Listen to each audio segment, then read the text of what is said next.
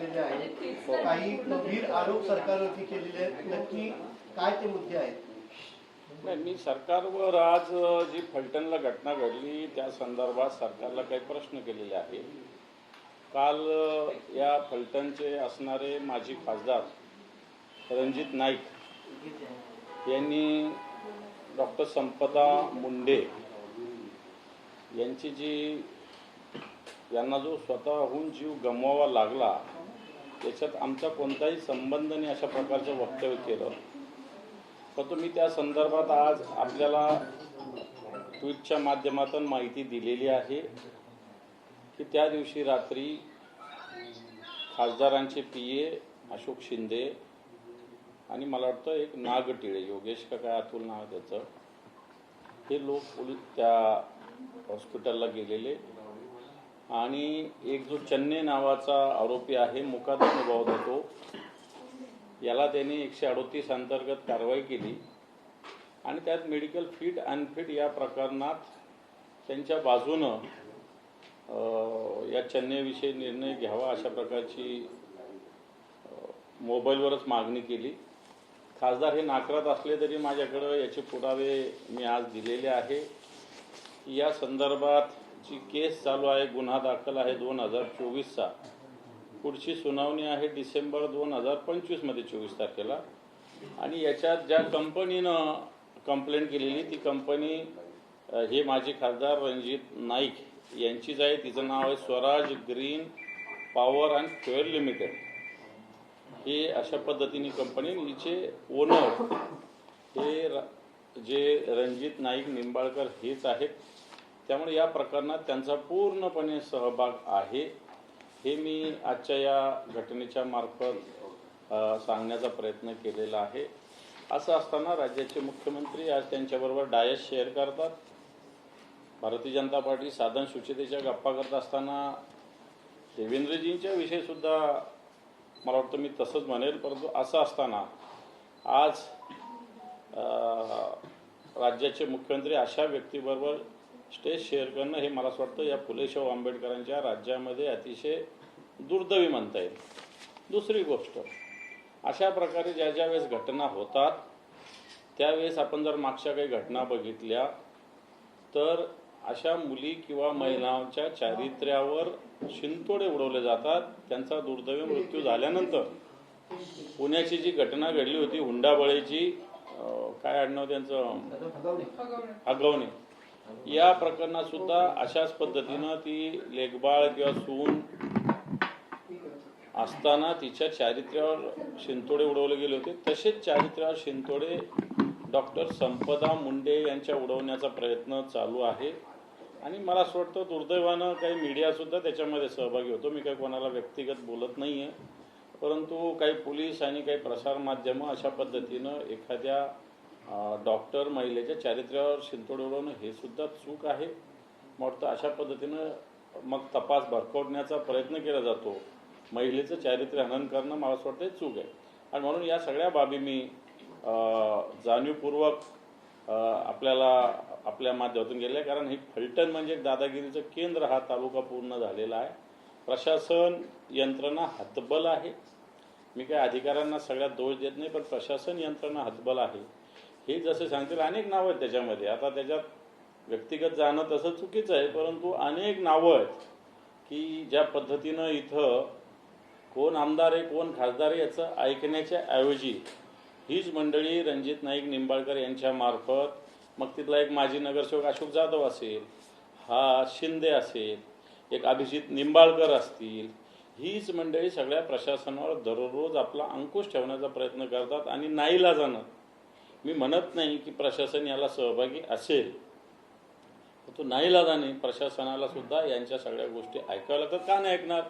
आज एवढे आरोप झालेल्या व्यक्तीबरोबर जर राज्याचे मुख्यमंत्री आणि गृहमंत्री जर कार्यक्रम करत असतील एखादा चांगला, तर मला असं वाटतं निश्चित प्रशासनाचं मनोबल सुद्धा याच्यातून तुटतं. साहेब, मुख्यमंत्र्यांनी तुम्ही म्हणते स्टेज शेअर केलं, तिकडे मुख्यमंत्र्यांनी निंबाळकरांना क्लीन चिट दिलेली आहे, त्यांचा या प्रकरणाशी काही संबंध नाही.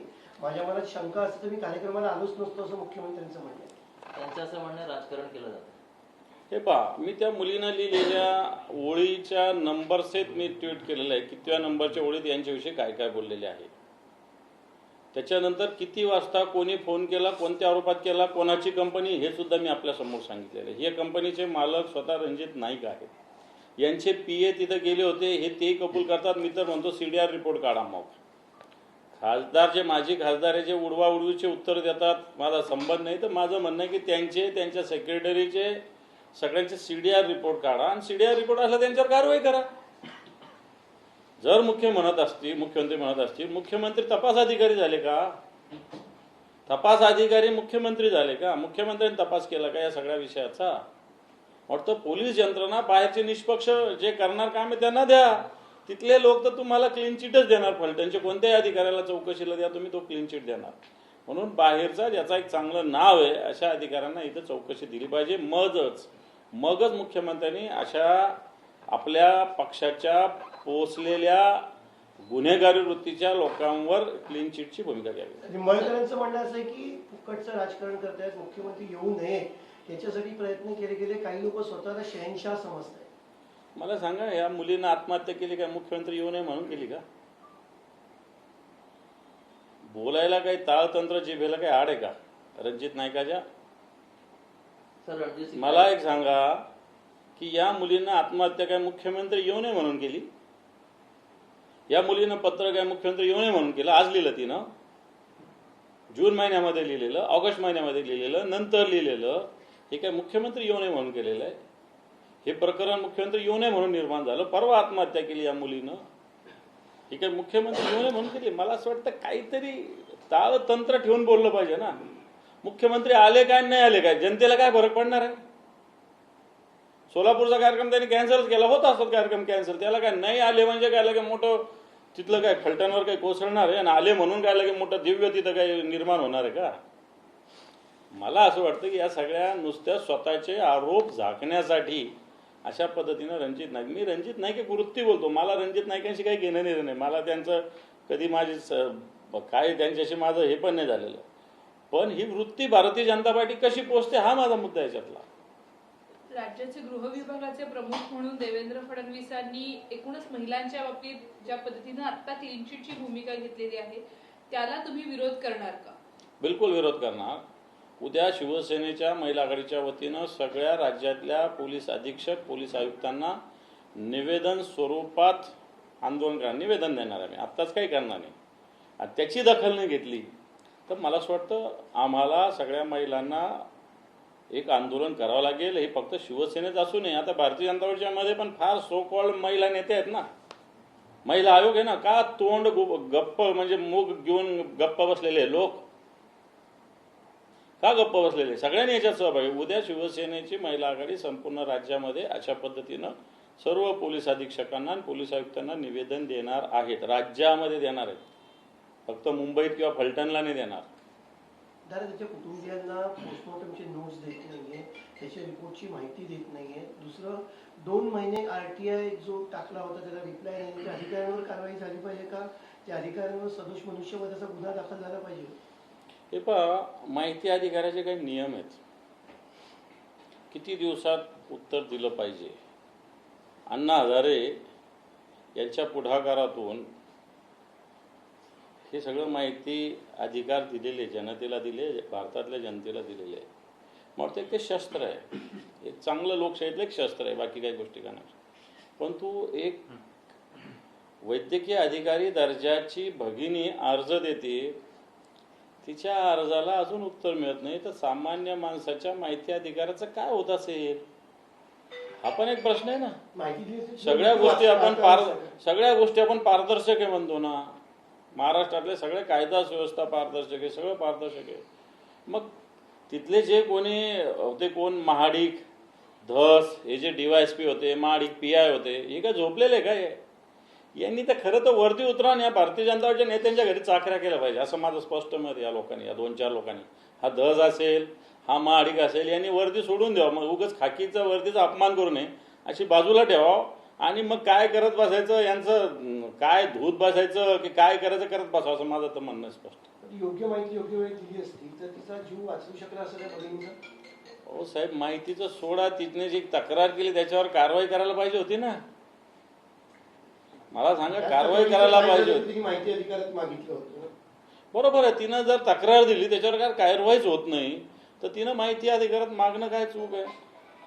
वैद्यकीय अधिकारी आहे ती काय, मला असं वाटतं MPSCच्या थ्रू पास झालेली असेल ती काय अशी काय साधी कोणी एखादी आलेली हे थोडी आहे. तिनं एक व्यवस्थित MPSC थ्रू पास झालेली शासकीय सेवेत राजपत्रित अधिकारी तिच्या जर माहिती अधिकाराला हे केराची टोपली दाखवत तर सामान्य जनतेचा माहितीचा अधिकाराचा काय होत असेल?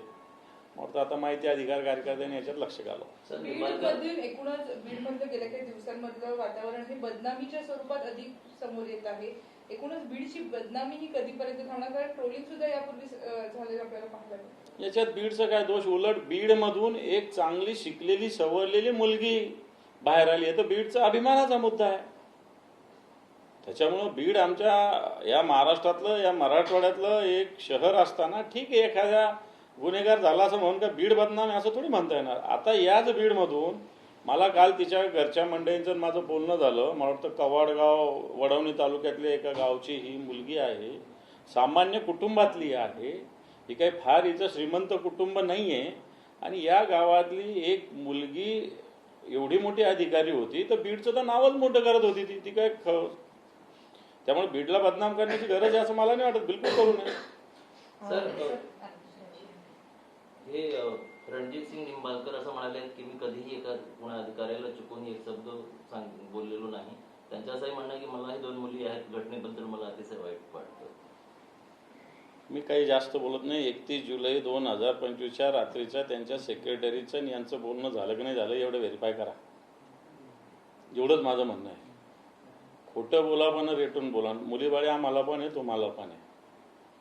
परंतु मला असं वाटतं तुम्हाला मुलीबाळी येत असताना स्वतःच्या फक्त मुलीबाळी आणि दुसऱ्याच्या मला असं वाटतं ह्या मुलीबाळी नाही समजायचं, ही वृत्ती पण चुकीची आहे. एक लेडी डॉक्टर मला असं वाटतं मेडिकल फिटनेस PM असं करणारे याच्यावर कधी दबाव येऊ नये, आलाच नाही पाहिजे. आणि मला असं वाटतं प्रशासन पण असं दबाव झिडकणाऱ्याच अधिकाऱ्यांना तिथं नेमत असतं मेजॉरिटी ठिकाणी. कारण आम्ही महाराष्ट्रात ठिकठिकाणी माहिती घेत असतो, ठिकठिकाणी डॉक्टरांशी आमचंही बोलणं होत असतं, PM लवकर करा, रिपोर्ट लवकर द्या. त्याच्यामुळं जनरली असे अधिकारी निरपेक्षच असतात. याच्याविषयी काय माझ्या मनात शंका नाही, कुठलेच नाही, सरकार कोणाचंही असो. परंतु असे निरपेक्ष अधिकारी काही लोकांना सहन होत नाही, सगळ्यात महत्वाचं आहे. सर, मतदार याद्यांमध्ये जो घोळ झालेला आहे तो घोळ लवकरात लवकर दूर व्हावा म्हणून तुम्ही मागणी करताय. आता जी माहिती मिळते त्यानुसार स्थानिक स्वराज्य संस्थांच्या निवडणुका झाल्यानंतरच महाराष्ट्रातील ज्या मतदार याद्यांमध्ये दुरुस्ती होईल किंवा छाननी होईल असं करतो. असं नाही, ते मोठा देश पातळीवरचा निवडणूक आयोगाचा कार्यक्रम असतील तो त्यांनी करावा. पण समजा मतदार यादीत 2दा नाव असेल, 3दा नाव असेल, एका जिल्ह्यामध्ये, एका तालुक्यामध्ये 4-4 ठिकाणी असेल, 5-5 ठिकाणी असेल, त्याला घरदार नसेल, तो कुठंतरी स्थलांतरित झाला असेल, तो मेलेला असेल, तर तुम्ही मतदार यादीत नाव कसं ठेवू शकता? मतदार यादीत नाव कसं ठेवू शकता? मतदार यादीचं आम्ही एकदा देशाच्या निवडणूक आयुक्तांना भेटलो होतो काही नावं घेऊन. काही जणांचा गैरसमज असा असतो की 3 ठिकाणी 4 ठिकाणी नावं असल्यानंतर त्याच्या मनावर कुठं ठेवायचं. आज त्याच्या मनावर नसतं, त्याचं रेसिडेन्स रहिवास जिथं आहे तिथंच त्याचं नाव असलं पाहिजे. मी आता मुंबईला 4 दिवस राहतो म्हणून का मी मुंबईचा नागरिक नाही होऊ शकत. आणि म्हणून नियमच असा आहे या मतदार यादीचा की ज्याचा रहिवास जिथं असेल तिथंच त्याचं नाव असावं. माझ्या मनावर चॉईस नाही आहे माझं नाव कुठं असावं. आणि म्हणून निवडणूक आयोगाला या गोष्टी माहिती नाही का? तर माहिती आहे. पण ही अनेक ठिकाणी अशा तक्रारी आता का बाहेर येतात की इथं 12,000 जास्त मतदान, तिथं 13,000 डबल मतदान, तिथं 14,000. कारण ही सगळी मंडळी निवडणूक आयोगानं जाणीवपूर्वक ठेवलेली आहे. कित्येक ठिकाणी एकच मतदार 4-4 ठिकाणी जातो, मग शाही मोडतो, शाही पुसतो, दुसरीकडे मतदान करतो. निवडणूक आयोगाला या गोष्टी माहिती आहे. त्याच्यामुळं मतदार यादी दुरुस्त करणं अवघड काम नाही. सगळ्या ठिकाणी BLO असतात, त्यांना या सगळ्या गोष्टीचं ज्ञान असतं. कोण माणूस इथं राहतो, राजकीय पक्षाचे BLA असतात, इलेक्शन कमिशनचा BLO असतो. यांना एकत्र केलं तर तुम्हाला वाटतं 1 तासाचं काम आहे एक मतदार यादी नीट करणं एका BLOने करायला ठरलं तर. परंतु सरकारची किंवा निवडणूक आयोगाची मानसिकता नाही. आणि म्हणून अशा पद्धतीनं आज काल उद्या या सगळ्या गोष्टी केल्या जातात. त्याला विरोध म्हणूनच आमचा हा मोर्चा आहे. सर सर नितेश राणे असं म्हणतात की कोकणामध्ये कुठेतरी त्यांनी सोबळाचा नारा दिलेला आहे. त्यांची ताकद ही मोठ्या प्रमाणात आहे. त्यामुळे तिथे निवडणुकीला सामोरं जात असताना फक्त भाजप म्हणूनच जाणार, तिकडे युती होणार, कसं का? हे पण ते आता त्यांचे रोज आहे. रोज देवेंद्रजी वेगळं बोलतात, आम्ही एवढ्या ठिकाणी. म्हणजे जिथं स्वार्थ आहे तिथं एकत्र राहायचं, जिथं स्वार्थ स्वतःची ताकद आहे तिथे एकट्यानं राहायची. भाजपाची नीती आहे. मला वाटतं आता गद्दारी केल्यानंतर आमच्यातून गेलेल्या लोकांना या गोष्टी चांगल्या लक्षात येत असेल, म्हणून रोज रोज दिल्लीला जावं लागतं. आणि त्याच्यामुळे नितेश राणे काय बोलतात, अन्य काय बोलतात, भारतीय जनता पार्टी ठरवून बोलत असतात. नितेश राणे काय मनाने बोलत नाही. ठरवून एक वातावरण निर्मिती करायची, बाजूच्या दुसऱ्याला दूर करायचं, ही मला वाटतं भारतीय जनता पार्टी ज्याला सोची समजी नीती असते. सर हे मंगलपुरात लोढा एक विधान केलेलं आहे. त्यांचं असं म्हणणं आहे की जसं पश्चिम बंगालमध्ये, श्रीलंका आणि नेपाळमध्ये झालं तरुणांना रोजगार नाही मिळाला, असं जर आपण रोजगार दिला नाही तरुणांना तर आपल्या देशात सुद्धा प्रॉब्लेम होऊ शकतो. आणि त्याचबरोबर त्यांनी असं म्हणलं की आम्ही नवीन कोर्सेस ITI मध्ये सुरू केलेले आहेत, त्यासाठी ग्रामीण भागात तज्ञ शिक्षक भेटत नाही. ग्रामीण भागात तज्ञ शिक्षक मिळत नाही, एक्सपर्ट टीचर भेटत नाही त्यांना. हे पहा, मला वाटतं ते कोणतं त्यांचं डिपार्टमेंट आहे लोडांचं? कौशल्य विकास डिपार्टमेंट आहे. ग्रामीण भागात तज्ज्ञ भेटत नाही. ग्रामीण भागात कुठं कशाची आवश्यकता असे कोर्स असले पाहिजे. कोर्स यांचे घिसेपिटे 10-10, 20-20 वर्षानं ते जे रंगारी, काचारी, पाथारी, हे सुतारकाम, आता कोणत्या जमान्यात आलेलो आहे आपण? तशा पद्धतीनं आता मला काल ते उंचीनं रंग देणारे समाजाचे लोक भेटले. म्हणजे आता आपण कोणत्या, आता स्प्रेनी रंग देतात. आता एक जमाना होता असा रंग द्यायला, असं ब्रश किंवा कुंची ज्याला म्हणायची, असं व्हायचं. आता स्प्रेनी रंग देतात. आणि मग असे कोर्स सरकारने सुरू केले पाहिजे. इंडस्ट्री कुठे आहे, कुठे ॲटोमबास इंडस्ट्री आहे, कुठे फार्मास्युटिकल इंडस्ट्री आहे, कुठं वेगवेगळ्या सर्व्हिस इंडस्ट्री आहे. आता इकडे कल्याण भिवंडीला मोठ्या पद्धतीनं सर्व्हिस इंडस्ट्री. काय त्याला लोक आहेत का? तर सरकारने जिथं जसं पाहिजे तशा पद्धतीनं कौशल्य विकास केलं तर लोक मिळतील. तुम्ही कुठेही काही करले. आता बाबा समजा वेगवेगळ्या ठिकाणी, आता काही ठिकाणी कॉटन, आता कॉटन आपल्याकडं कॉटन तिकडे जमा करायचं आणि त्याच्या प्रोसेसच्या गिरण्या इकडे. त्याच्यामुळं सरकारने मला असं वाटतं ज्या भागात जे पिकतं तिथं ते विकलं पाहिजे. त्याच्यावरच्या प्रोसेस म्हणा, काय म्हणा, त्या भागात असल्या पाहिजे. आणि हे सरकार करत नाही. म्हणून त्यांना जिथं तुम्ही काही कोर्सच कामाचेच नाही तिथं तुम्हाला तज्ज्ञ कशाला भेटतील? जिथं जे शिकतं, पिकतं, विकतं तसे कोर्स तिथं सुरू केले पाहिजे. सरकार तसं करत नाहीये.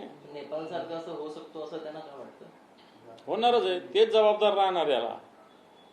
तेच जबाबदार राहणार. लोकांना रोजगार देऊ शकत नाही, लोकांची लूटमार करतात, लोकांच्या जागा लुटतात, लोकांना रस्त्यावर देशोधडीला लावतात, तरुणांना शिक्षण असून सुद्धा नोकऱ्या मिळत नाही. त्यांचे मुलं, त्यांच्या मंत्रिमंडळातले लोक नातवाला 60-60, 70-70, 80-80 लाखाची गाडी शाळेत सोडायला घेतात. आणि मग हे होणारच आहे. सर, धंगेकरांनी भोळांवर अजून एक आरोप केला आहे. त्यांनी सांगितलंय की भोळांनी आपल्या केंद्रीय मंत्रिपदाचा गैरवापर करून एक विशाल गोखले नामक व्यक्तीसाठी प्रायव्हेट जेट ऑफर केलं, ज्याची किंमत 200 करोड असती, पण मग ती फक्त 2.5 करोडमध्ये त्यांना अवेलेबल करून देण्यात आलं, ज्यामुळे मुंबई फ्लाइंग क्लबचा पण बऱ्याच प्रमाणात 197 करोडच्या आसपासचा नुकसान झालं. दंगेकर दररोज जे आरोप करतात त्याची खरं तर सरकारने चौकशी केली पाहिजे. मुरलीधर मोहोळ जे महापौर असतानापासून आतापर्यंत सुसाट सुटलेले आहेत. पुणे त्यांच्या जहागिरी टाईप आहेत, अशा पद्धतीनं वागतात. मग रिअल इस्टेटमध्ये असेल, वेगवेगळे कॉन्ट्रॅक्टमध्ये असतील, या सगळ्या ठिकाणी मला वाटतं दंगेकरांचा हस्तक्षेप या पुण्यात आहे.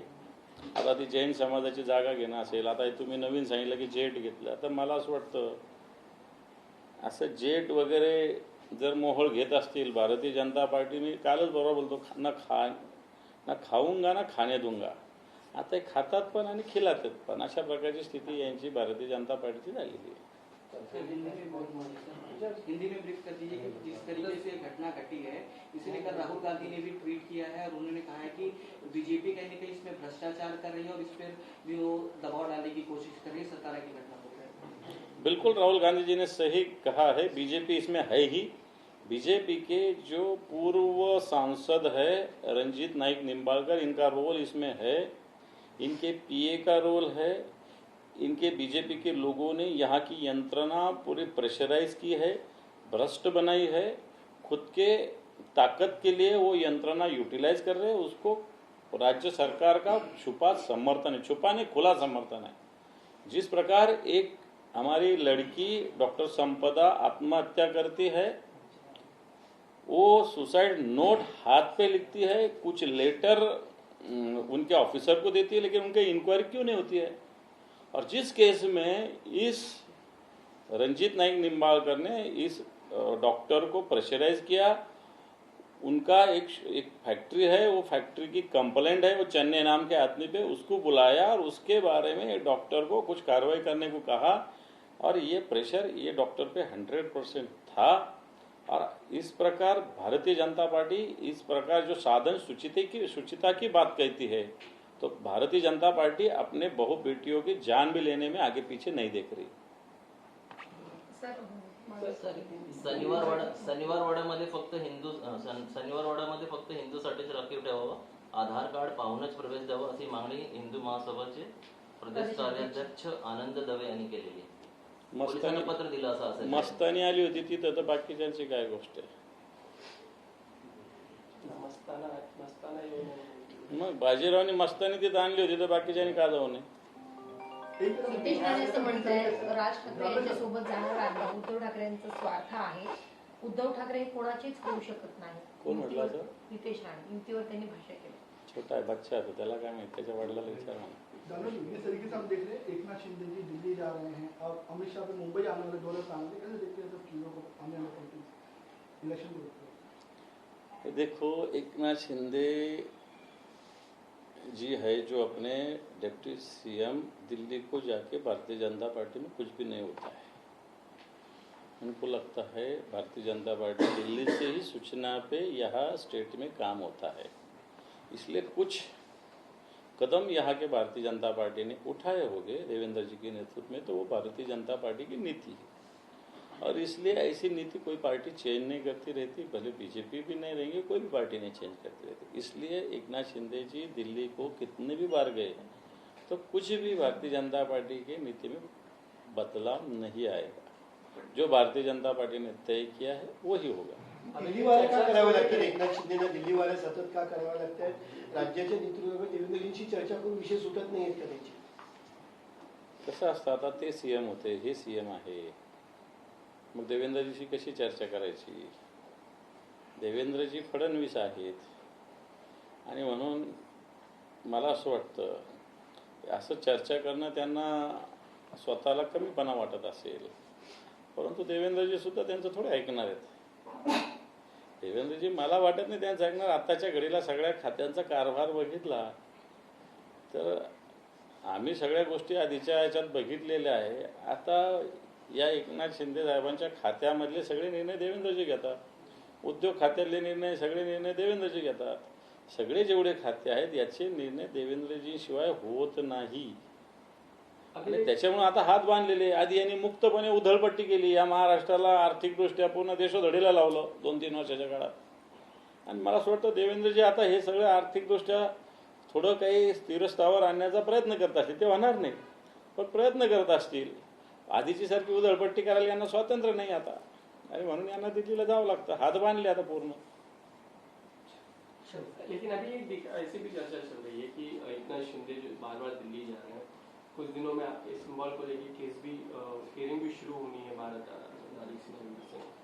कहीं ना कहीं एक जो चर्चा का विषय है कि प्रेशराइज किया जा रहा है एकनाथ शिंदे को कि आप विलीन हो जाइए बीजेपी में ही, एक कोई अलग गुट है जो बन सकता है। अगर इस तरह की चर्चाएं शुरू हो गई तो क्या आप तक ये बात पहुंची है? आप कुछ बात मुझे ऐसा करके कुछ होगा ऐसा मुझे लगता नहीं है, क्योंकि जो कोर्ट कबूतर पे जल्दी डिसीजन लेता है, कुत्तों पे जल्दी डिसीजन लेता है, अभी उनको हमारी पार्टी के डिसीजन पे तो डिसीजन लेना ही पड़ेगा ना। जो करना है करो, डिसीजन तो लो, ये हमारी भूमिका है। और मैं समझता हूँ न्याय तो हमको मिलेगा, ऐसी स्थिति है, लेकिन देर से न्याय मिलना भी एक प्रकार से अन्याय हो सकता है। और मैं समझता हूँ अभी एकनाथ शिंदे जी को ये पता होगा कि इस प्रकार न्याय मिलने की चांसेस है, तो उनको उनके पार्टी का नाम भी बदलना पड़ेगा, उनका सिंबल भी ऑटोमेटिक बदलेगा। मैं समझता हूँ आने वाले समय में ये हो सकता है, ऐसा उनको समझ में आ रहा हूँ। पण यांच्या पक्षात उभी फूट पडू शकते का? औरंगाबाद का नाम उभी फूट पडू शकते का त्यांच्या ह्याच्यात? आणि नवा उदय होण्याची शक्यता म्हणतात. मला नाही वाटत असं काही कोणती फूट वगैरे, या सगळ्या अफवा असतात. कोणती फूट वगैरे कोणत्या पक्षात पडेल असं मला नाही वाटत. शिंदे को औरंगाबाद स्टेशन का नाम छत्रपति संभाजी बदल दिया गया है, कैसे देखते हैं? ऐसा क्या पीछे हुआ है वो?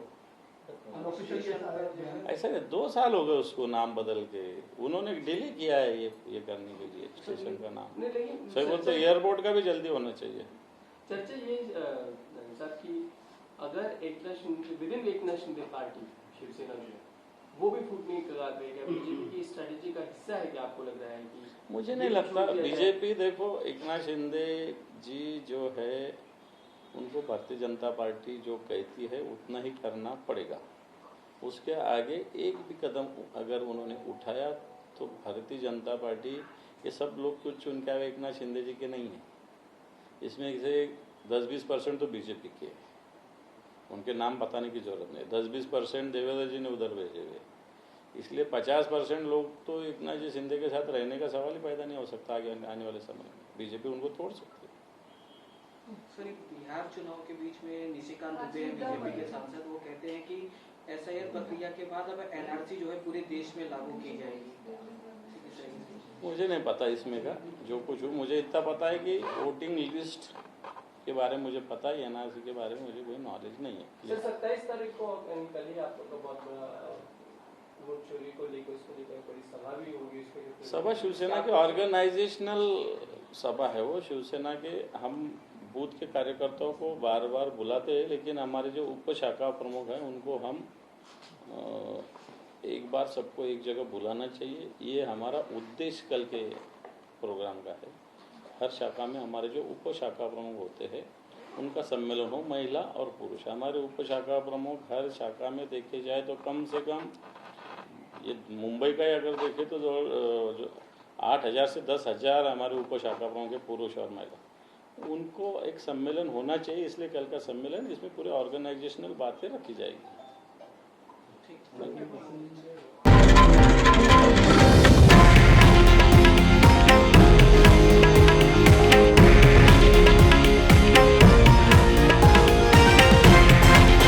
हे आहे देशातील नंबर 1 न्यूज नेटवर्क आणि आपण पाहत आहात TV9 मराठी, एकमेव।